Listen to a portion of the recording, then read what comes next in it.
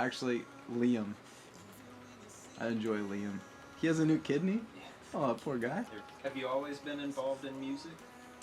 I mean, music has always been like a love of mine. It's always been something that I did, whether I've worked as a mortgage broker, a barista at Starbucks, a title insurance sales rep. Like, I've kind of had a lot of different ranges of jobs. My first job, by the way, was in a lumber yard. I always had some sort of music that I worked on the side.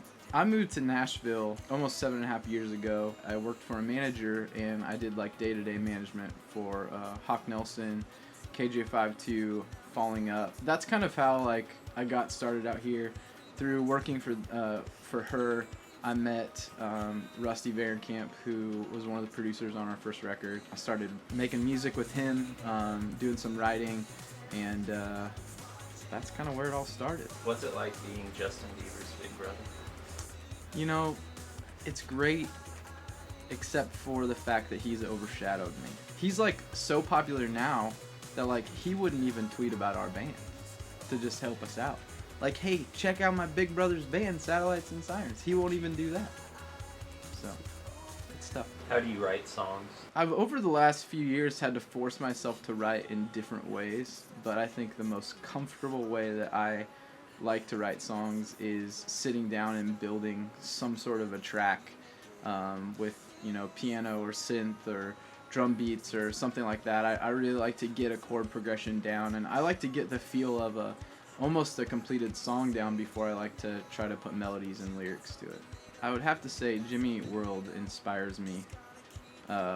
Probably one of the biggest inspirations musically. I've followed them forever. I was backstage with the band PAX 217, and their drummer was playing this really cool part on the piano. I was like, that is so cool, what is that? And he was like, this is from a song by Jimmy Eat World. And I was like, I have to hear that. I immediately the next day went and bought that record, and I remember actually laying down on the couch and turning that record on and just listening to it from front to back like 5 times. It was kind of the first time I guess I realized how emotional that the music could make the song.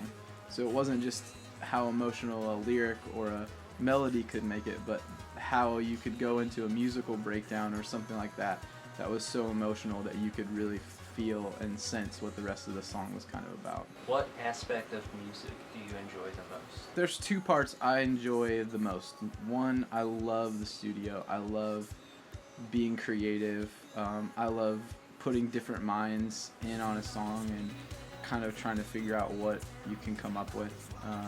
And then I love performing. It's one of my favorite things. Those 2 things, like, I think you can put up there together. What's the strangest thing you've ever done on stage? Probably the fish. I still don't know. What's that? When I would get really excited, I would jump up in the air and I'd go like that, like I was a fish. That was a really strange thing. People ask me, like, do the fish. I don't know how to do it. It's literally like a moment and an excitement all together that just turns into the fish.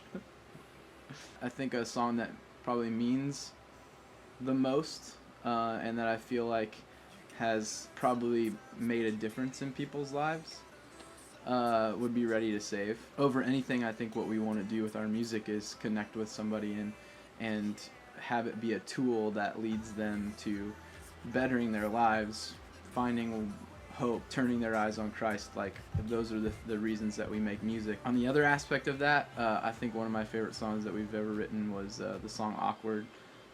Just because, like, musically and stylistically, I think it really is right down the middle of, like, music that I really love.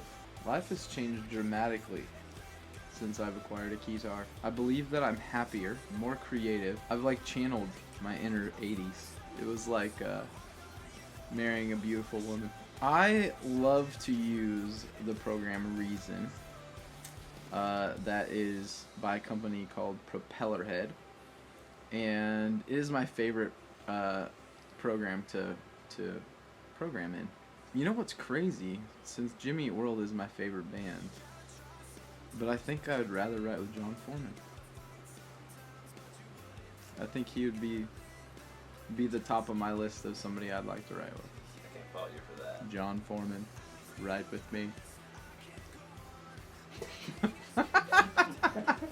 I love traveling.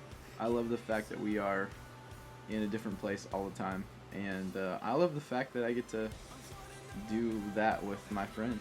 If I could kick out any member of Satellites and Sirens, who would it be? It would be me. I'd get some young hunk to take my spot.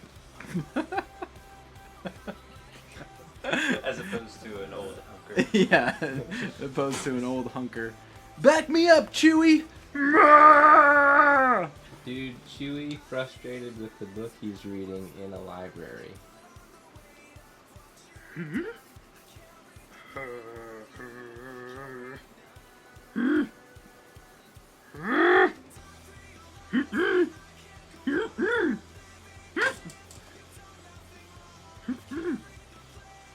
Geoff, Satellites.